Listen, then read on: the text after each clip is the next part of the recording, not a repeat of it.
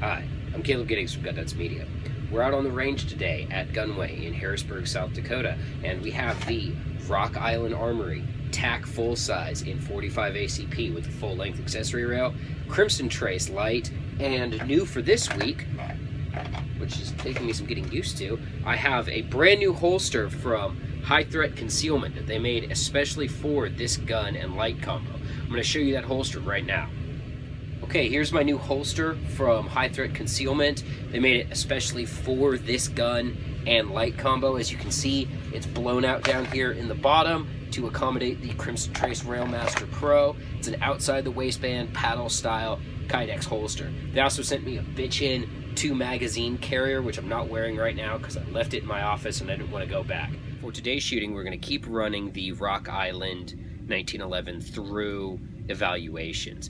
But we're going to change things up a little bit because today we're going to be playing with this light as well. So you know what I'm going to do? I'm going to turn the friggin' lights out. I don't know how it's going to look on camera, but at least it's going to be fun for me.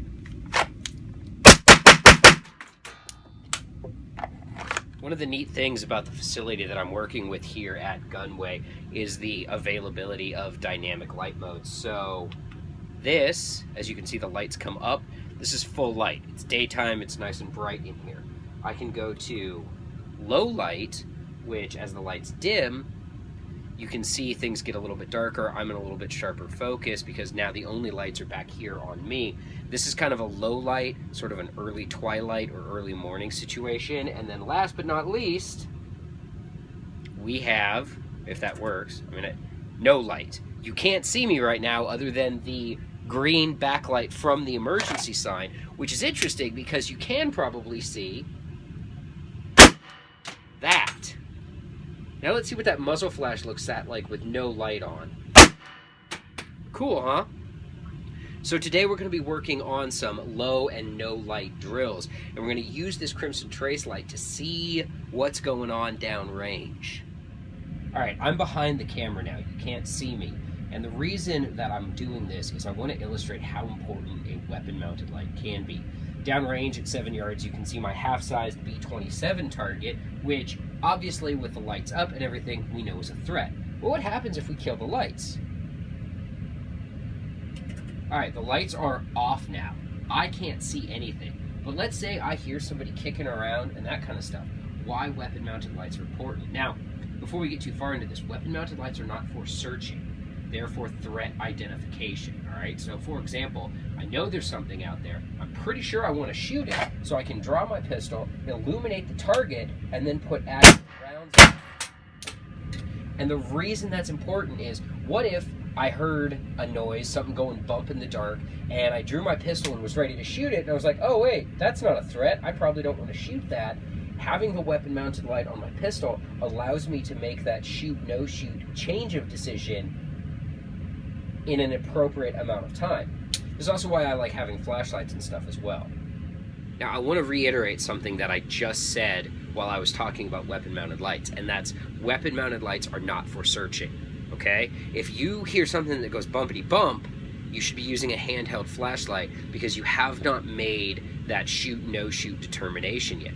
Where weapon-mounted lights are super-duper useful is when you are in a situation where you're reasonably certain there's a threat, but you want to have positive threat ID before you engage. So, for example, if we kind of go to that low light scenario, so I'm going to dim the lights and show you what I'm talking about. Okay, the lights are down now. I see somebody downrange. Hey, you there, stop! Stop what you're doing! They're not responding to my verbal commands. Stop! I can now illuminate them with my weapon because they are a threat. They have not responded to my verbal commands, and now I see what's going on. I see they actually are a threat, so I take appropriate action. Now, what if that person hadn't been a threat? Well, we'll try that again. Okay, same situation as before. I can see visually there's somebody downrange. I've issued them verbal commands. I've said, stop, don't come any closer. I'm calling the police. They have not responded to my verbal commands, so again, I can now draw my weapon, illuminate them, and see, oh, that's a no-shoot. I don't want to shoot them. It's my daughter's boyfriend. Well, maybe I want to shoot my daughter's boyfriend. But you get what I'm saying, right? The ability of a weapon light in this situation gives you the chance to make the right choice. How many times have you heard a news story about some guy shooting his daughter's boyfriend as he crawled through the window? That's a bad shoot, and we don't want to do that. Bottom line of this video is pretty straightforward.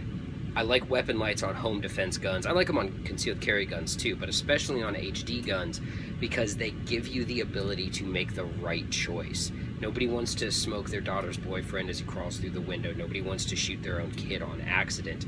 And a weapon light gives you the opportunity to avoid having that sort of thing happen to you. If your gun has a rail, put a light on it, especially if it's a home defense gun. It's harder to put lights on concealed carry guns. I get that.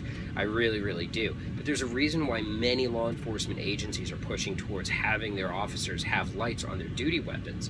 The same thing. Nobody wants to shoot someone for the wrong reason. If you have any questions, if you like lights, if you think I'm crazy, if you think I totally screwed all of this up, feel free to leave me a comment down here below. If you like what we're doing here with the channel, click the link in the description to support us on Patreon.